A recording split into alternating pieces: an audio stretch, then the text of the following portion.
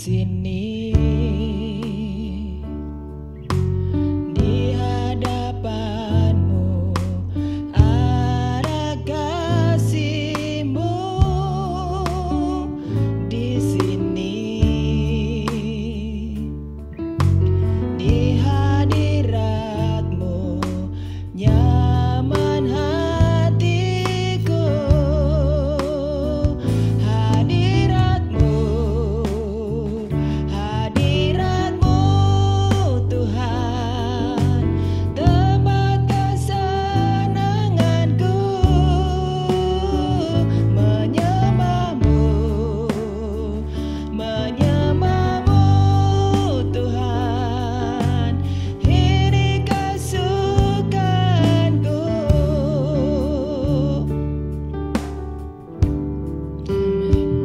di sini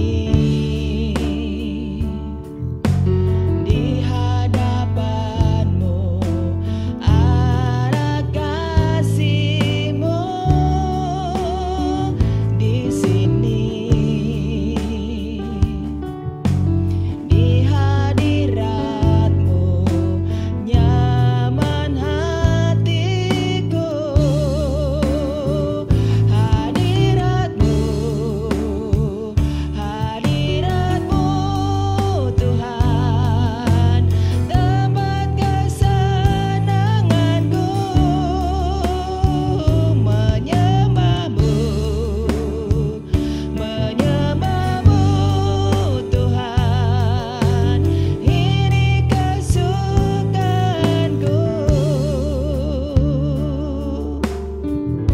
Amin. Di sini di hadapan-Mu ada kasih-Mu di sini di hadirat-Mu nyaman hatiku hadirat-Mu hadirat-Mu Tuhan tempat kesenanganku menyembah-Mu menyembah-Mu Tuhan ini kesukaanku hadirat-Mu hadirat-Mu Tuhan tempat kesenanganku menyembah-Mu menyembah-Mu Tuhan ini kesukaanku tempat kesenanganku ini kesukaanku tempat kesenanganku ini kesukaanku.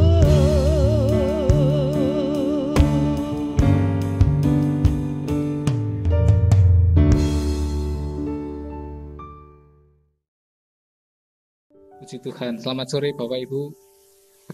Saya ingin mengajak bernostalgia sebentar. Masih ingat dulu waktu kita sekolah SD atau SMP. Kalau TK sih saya yakin belum terlalu terasa, tapi mulai SD, SMP, SMA di sekolah kita masing-masing tentu ada aturan, betul ya? Tapi kita tahu bahwa aturan itu ada supaya tidak kacau. Segala sesuatu atau satu proses itu berjalan dengan baik. Itu salah satu fungsi aturan.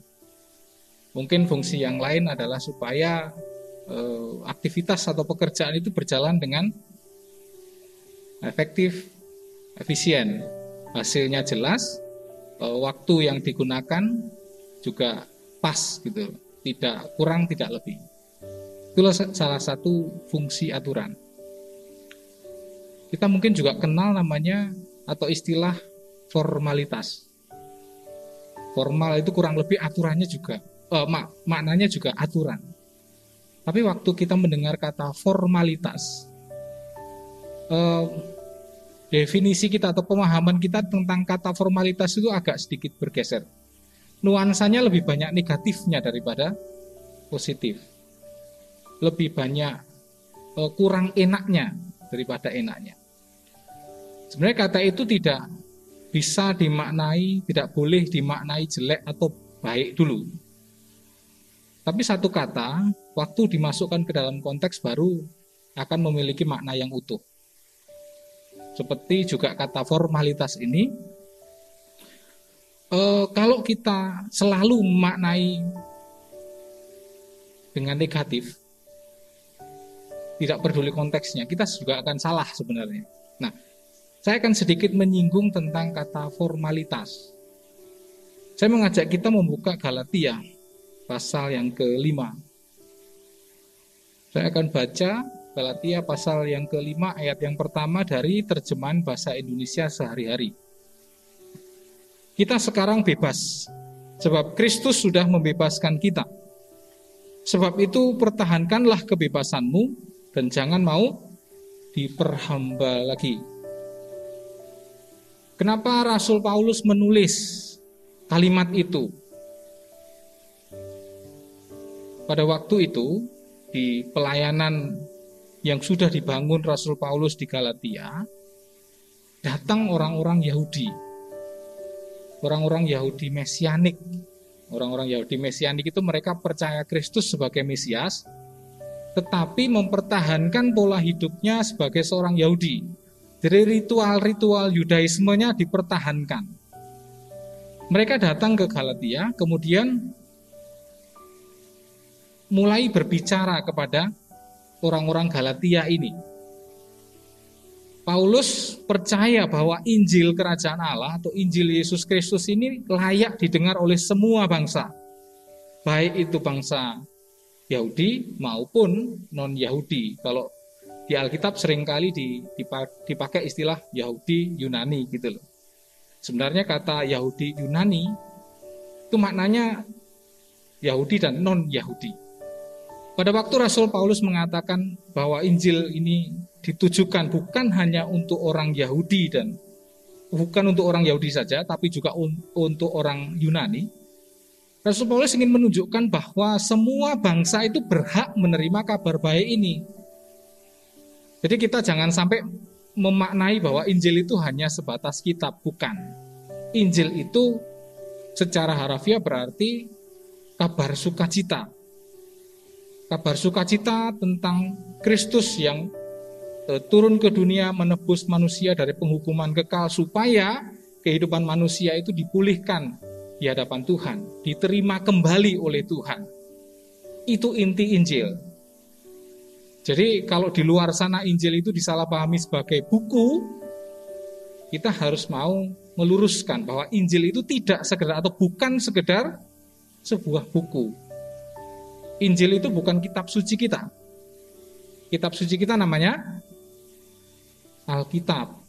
Injil itu salah satu isinya. Kita kenal ada 4 Injil.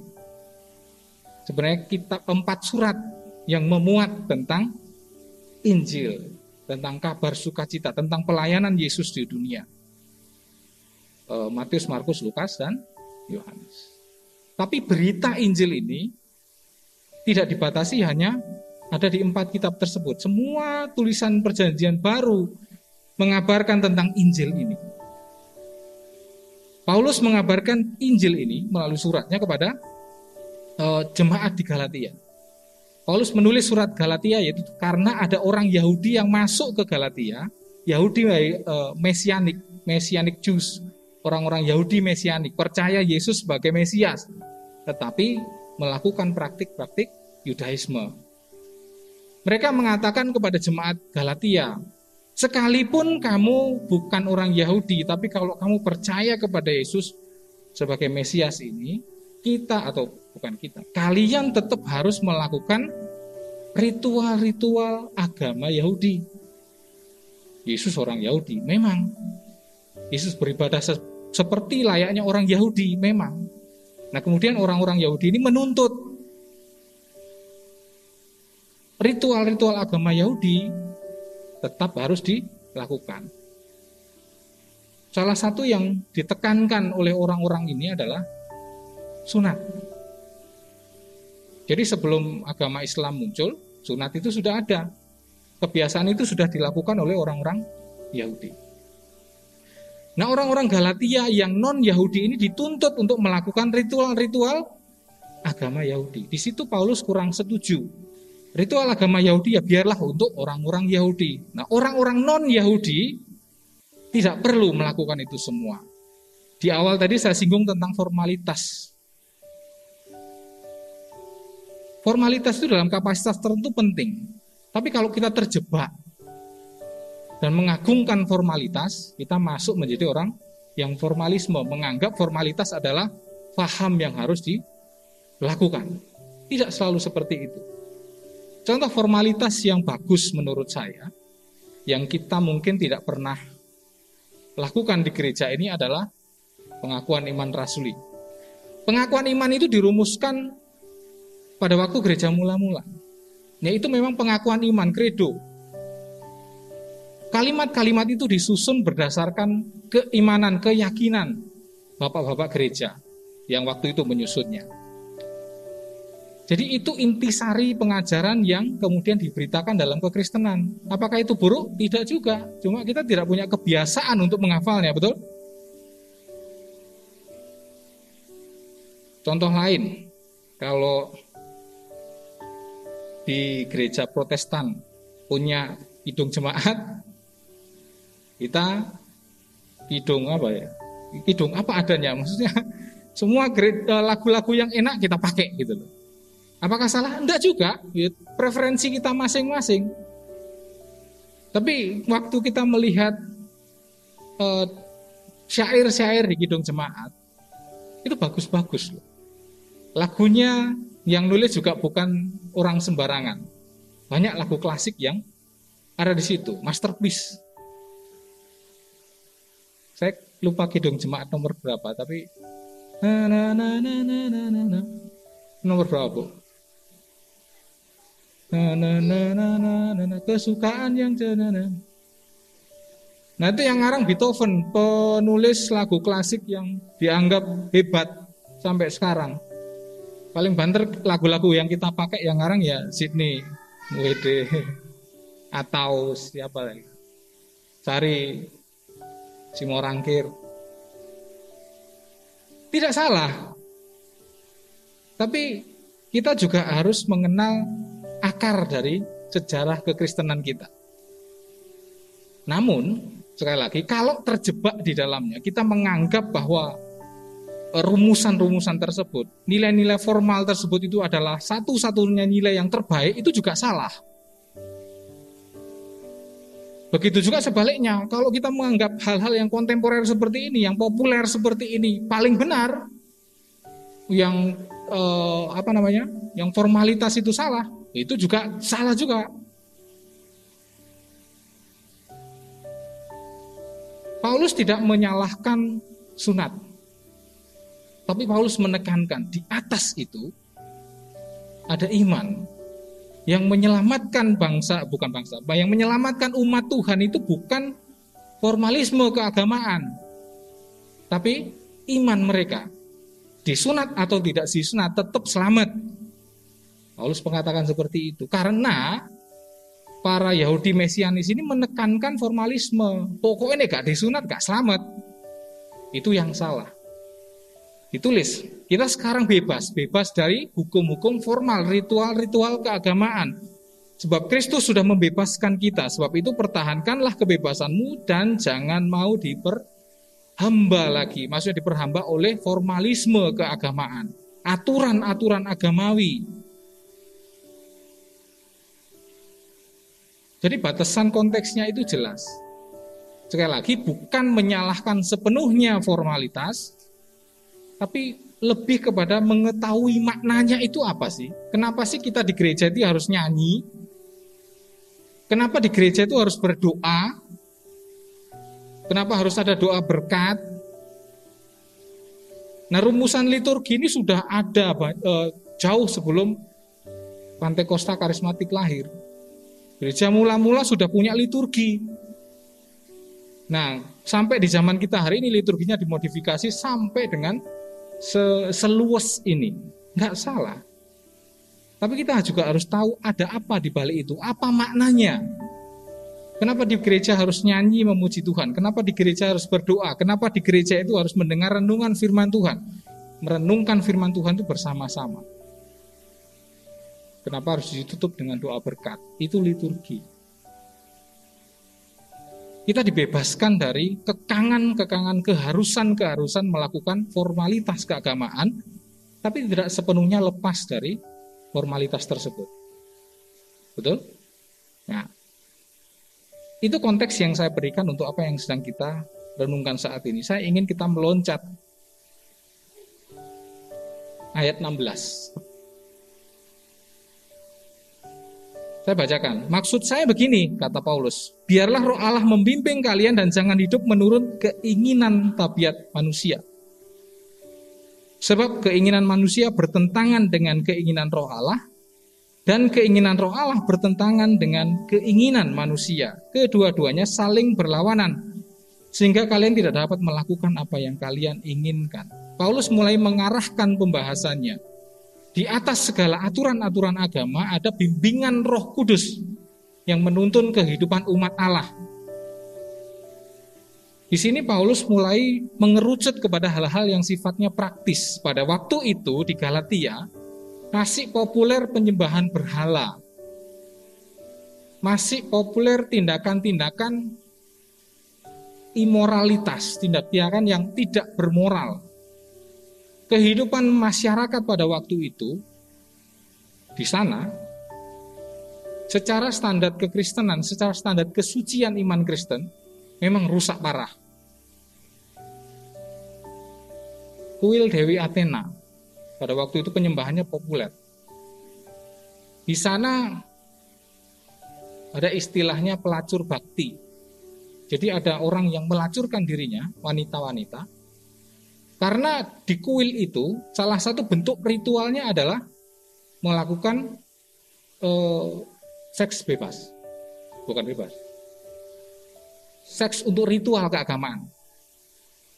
Jadi tidak dengan pasangannya yang resmi, tidak dengan pasangannya yang diberkati.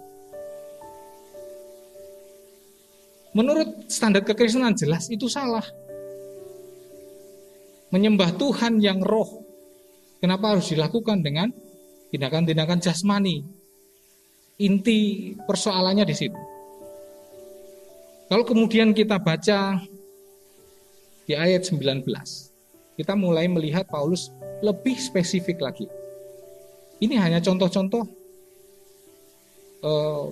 hal-hal yang dianggap salah, dianggap dosa di kalangan komunitas Galatia. Tidak mewakili seluruh keadaan di dunia. Saya ingin membaca dari terjemahan baru karena ini mungkin lebih populer di kalangan kita. Ayat 19. Perbuatan daging telah nyata, yaitu percabulan, kecemaran, hawa nafsu, penyembahan berhala, sihir, perseteruan, perselisihan, iri hati, amarah, kepentingan diri sendiri, percideraan, roh pemecah, kedengkian, kemabukan, pesta pora, dan sebagainya. Terhadap semuanya itu kuperintahkan kamu, seperti yang telah kubuat dahulu, bahwa barang siapa melakukan hal-hal yang demikian, ia tidak akan mendapat bagian dalam kerajaan Allah. Ayat yang ke-19 itu spesifik sekali. Perbuatan daging telah nyata, yaitu percabulan, kecemaran, hawa nafsu. Sebenarnya ada 4 kata di situ dalam bahasa aslinya. Intinya sih sama. Nafsu, birahi. Paulus membaginya dalam 2 konteks besar. Yang pertama adalah konteks moralitas pribadi. Dia menggunakan kata percabulan, kecemaran, hawa nafsu itu dalam 2 konteks besar ini di banyak suratnya.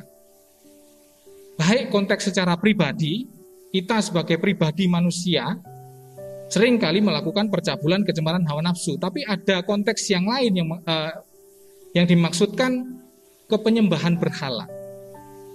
Jadi perzinahan juga digunakan, atau kata perzinahan itu seringkali digunakan untuk mengacu kepada penyembahan berhala. Penyembah berhala itu dianggap zina. Karena konotasi kata zina itu memang negatif sekali, kotor sekali pada waktu itu. Mungkin sampai sekarang juga. Orang yang berzina dianggap sangat berdosa, sangat tidak bermoral dalam standar-standar Yahudi maupun kekristenan. Jadi kenapa kata ini sering diulang muncul? Ya memang seperti itu nuansanya. Tapi mari kita perhatikan, ada dua konteks besar yang saya sebutkan tadi. Konteks secara pribadi manusianya, moralitas manusianya, dan dalam konteks penyembahan berhala. Kita tidak bisa pisahkan dua hal ini. Karena kekristenan, baik itu mulai dari Yahudi sampai menjadi Kristen, itu suaranya masih tetap sama. Zina itu tetap berdosa. Baik pengertiannya itu zina secara literal yang dilakukan oleh manusia maupun dianggap sebagai penyembahan berhala. Dari awal orang Kristen percaya bahwa tubuh kita itu adalah bait roh suci. Kekudusan harus dijaga di dalam tubuh ini. Dalam hal ini Paulus menekankan kekudusan dalam hal seks. Namanya kudus itu suci. Suci, kudus, silakan cari artinya di kamus. Tidak ada satu noda pun. Kalau setetes saja, setitik saja ada noda di situ, artinya sudah dianggap tidak suci. Di ayat yang ke-19, nuansa yang ditekankan oleh Paulus itu sebenarnya lebih mengarah kepada pribadi, kekudusan secara pribadi. Karena kekudusan atau pelarangan perzinahan dalam konteks penyembahan berhala ada di ayat 20. Jadi kita bisa simpulkan, sedemikian pentingnya arti kekudusan di dalam kekristenan. Saya didatangi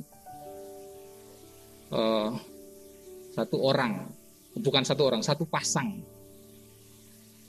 kekasih yang ingin menikah, minta diadakan atau minta bimbingan pranikah kepada saya.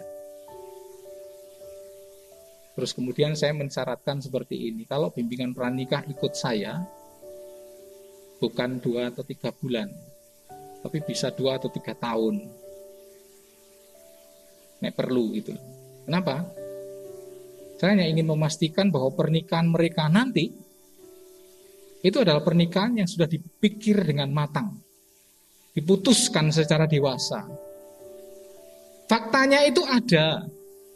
Orang yang datang minta konseling pranikah, pengen cepat-cepat menikah, ternyata pada hari H pernikahan mereka sudah pakai korset, dikuencengi korsetnya supaya perutnya tidak kelihatan. Tahu ya maksud saya ya. Pada saat hari H menikah sudah hamil 3 bulan. 2 bulan. Nah itulah karena alasan mereka, konseling pranikahnya cepet aja. Jadi pernikahan itu dianggap semurah itu. Makanya saya kemudian mensyaratkan kepada satu pasang kekasih ini, kalau kalian konseling pranikah sama saya, waktunya bisa panjang sekali. Bahkan pada waktu kalian datang minta dinikahkan, saya akan uji apakah kalian sungguh-sungguh mau menikah atau tidak. Apakah itu hanya dorongan perasaan cinta saja, atau memang pikiran yang rasional, yang terukur, memang kalian ingin menikah. Itu yang saya katakan. Setuju enggak syarat saya? Kalau enggak setuju silahkan cari yang lain. Kesucian itu hal yang sangat berharga di dalam kekristenan. Saya tidak menunjukkan pernyataan ini hanya kepada satu kelompok saja, bukan hanya kepada wanita, tapi juga kepada pria. Semuanya. Jika matamu yang satu menyesatkan, kau cungkilah. Kalimat itu kan muncul pada waktu ada godaan. Kalimat itu netral, tidak ditujukan hanya kepada salah satu kelompok saja. Semua dari kita dituntut setinggi itu. Kekristenan menuntut kita untuk hidup dalam standar moral yang tinggi. Bukan kata-kata saya, tapi kalau penjenengan baca di kitab Galatia ini, surat Galatia ini sudah ternyata di situ. Tahun 50 Masehi Paulus sudah menulis hal seperti itu. Apakah kita mau tawar-tawar kalau kita hidup di zaman sekarang? Enggak toh. Percabulan, kecemaran, hawa nafsu harus disingkirkan dari kehidupan kita sebagai orang Kristen. Penyembahan berhala, sihir, perseteruan, perselisihan, iri hati, amarah, kepentingan diri sendiri, percideraan roh pemecah. Atau kita baca di terjemahan bahasa Indonesia sehari-hari, mungkin lebih luas dimaknai. Dalam bermusuh-musuhan, berkelahi, cemburu, lekas marah, dan mementingkan diri sendiri, perpecahan, dan berpihak-pihak. 21. Serta iri hati, bermabuk-mabukan, berpesta-pesta, dan sebagainya. Terhadap semuanya itu saya peringatkan kalian sekarang, sebagaimana saya peringatkan kalian dulu juga, bahwa orang-orang yang melakukan hal-hal seperti itu tidak akan menjadi anggota umat Allah. Sekali lagi, moralitas itu ditekankan oleh Paulus, itu penting sekali. Tidak ada yang tahu satu sama lain seberapa sucinya kita, betul? Jadi moralitas ini adalah tuntutan kita secara pribadi. Orang tidak akan tahu kalau kita sembunyi-sembunyi nonton film porno. Tapi permasalahan yang lebih sering dihadapi orang-orang yang sudah menikah adalah perselingkuhan. Namanya selingkuh itu disembunyikan. Nggak ono selingkuh diumbar-umbar, hei aku selingkuh, halo. Tapi rumangsane apa terus nggak ada yang melihat, nggak ada yang menyaksikan. Kita percaya kita punya Tuhan yang maha tahu. Artinya kebusukan apapun yang kita berusaha sembunyikan pasti akan terkuak juga. Minimal kita akan terus tertuduh secara moral, secara hati nurani. Kita tahu bahwa Tuhan kita itu menuntut kesucian. Tapi kalau kita hidupnya sembarangan, sembrono, kita mencampakkan kesucian, ya minimal kita berhadapan dengan Tuhan itu setiap hari. Belum lagi nanti ketahuan. Sebaliknya, kalau orang-orang yang dipimpin Roh Allah, ayat 22, hasilnya adalah mereka saling mengasihi, mereka gembira, mereka mempunyai ketenangan hati, mereka sabar dan berbudi, mereka baik terhadap orang lain, mereka setia, mereka rendah hati dan selalu sanggup menguasai diri. Tidak ada hukum agama yang melarang hal-hal seperti itu. Kalimat terakhir ini menegaskan kembali, di atas formalisme, di atas formalitas, Tuhan menuntut moralitas. Silahkan rajin datang ke gereja, silahkan terlihat rajin berdoa, silahkan mau bangun pagi setiap hari nggak bolong saat teduh. Tapi kalau secara moral kita belum benar, kita hidup itu nggak utuh, saudara. Kita jadi umat Allah itu nggak utuh. Formalitasnya oke, doanya mungkin haucok lagi, apa namanya? Bagus. Tapi kalau secara moral kita tidak bisa bertanggung jawabkan, sama saja. Orang-orang yang sudah menjadi milik Kristus Yesus, ayat 24, orang-orang itu sudah mematikan tabiat manusianya dengan segala nafsu dan keinginannya. Roh Allah sudah memberikan kepada kita hidup yang baru. Oleh sebab itu, ia jugalah yang harus menguasai hidup kita. Kita tidak boleh menjadi sombong dan saling menyakiti hati, serta iri hati satu sama lain. Saya akhiri dengan kata buah roh.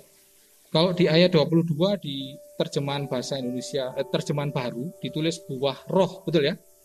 Di sini sudah langsung diterangkan hasilnya atau hasil dari hidup yang dipimpin Roh Kudus.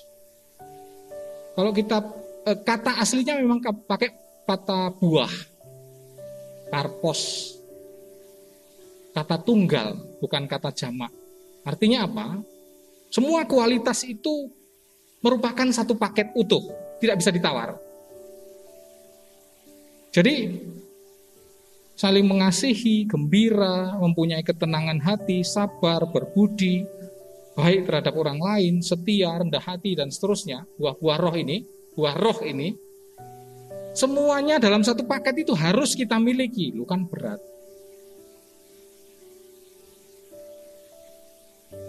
Memang kita tidak mungkin secara 100% memenuhi semua hal-hal itu. Yang mungkin kita lakukan adalah kita berjuang. Kita berusaha, itu yang paling mungkin.